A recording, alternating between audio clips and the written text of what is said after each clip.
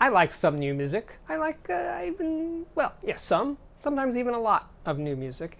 And I really like The National's newest record, I Am Easy to Find. Great songs. Probably their best collection of songs ever.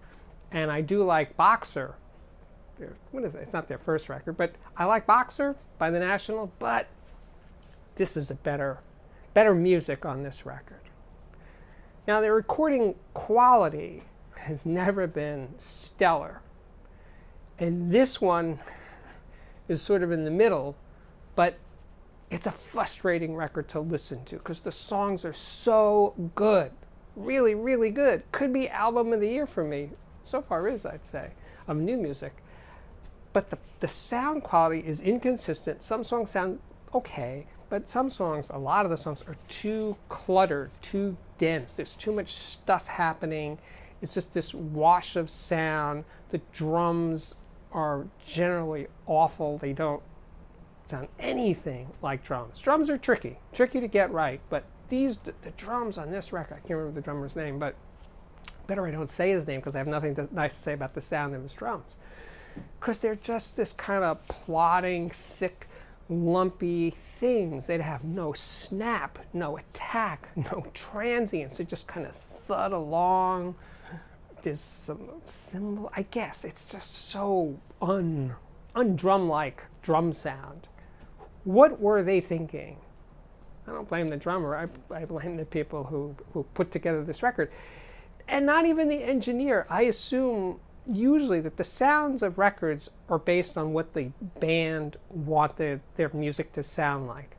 The engineer is working for the band, not the band doesn't work for the engineer. Who calls the shots at the sessions? The producer, if there is one. There isn't always one anymore, but the producer, the band, tells the engineer, I want my sound to be more like this. This is the way, presumably, the National wanted their record to sound like. And I'm just using this as a point because, as an example, because the music is good. If the music wasn't good, I wouldn't give a crap. I wouldn't be talking about it. But the music is good. And I've noticed this trend with a lot of newer bands, newer for me at least, like Arcade Fire, not so new anymore. But when I heard The Funeral way back when, I was head over heels in love with Arcade Fire. Great record, great music, good sound. I was in, and I liked the next record, Neon Bible, a lot. Really good record. But after that comes Suburbia, whatever it is, Suburbia. Not so good. Good songs, really not good sound. That kind of mush of sound, this overly dense, overly complex sound where you can't hear individual instruments. They're just sort of in this wash of sound. And the only record that sort of got a little better was by Arcade Fire was Reflector. Better, but Everything Now, awful sounding record. And I don't remember the music at all. But Bright Eyes was another artist, Conor Orbitz. When he started out, I loved his music. I loved the sound of his records. I thought he was incredible. I was so excited. Here's this really young guy in his early 20s making this incredible music. And yet, every record that followed was a little less good and a little less good, and then I really lost interest and I didn't care anymore. It's like so rare for me to find an artist or a band in the 21st century that sustains.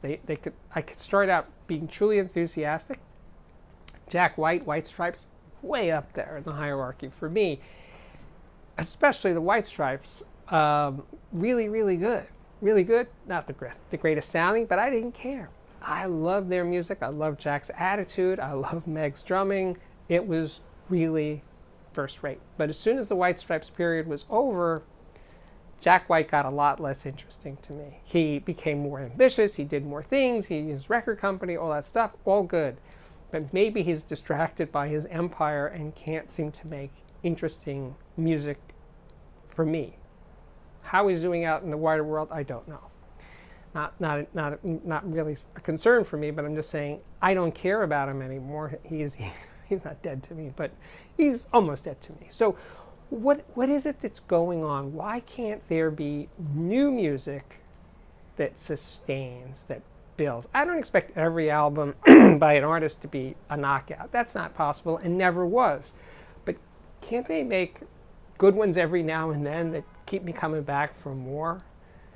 That doesn't just happen. So, but I think the trend, exemplified by this national record, is just making records that have no space. And I don't mean in the audiophile sense. I mean the arrangements of the songs, the way the songs are mixed, that they're too much of a wash, too much of a conglomeration of just stuff happening without hearing the melody, lyrics.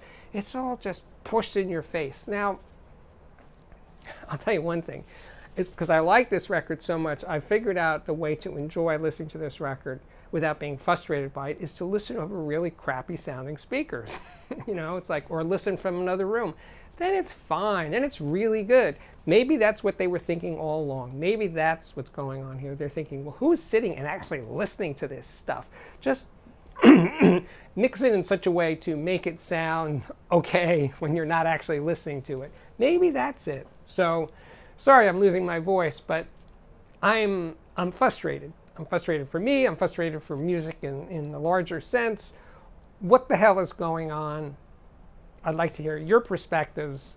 My name is Steve Guttenberg. This is the Audiophiliac Daily Show, coming to you 5 or 6 or 7 days a week. Please come back for more. If you like these things, subscribe. You can follow me on Twitter at AudiophiliacMan. And I think we're done. Thank you so much for watching. Bye-bye.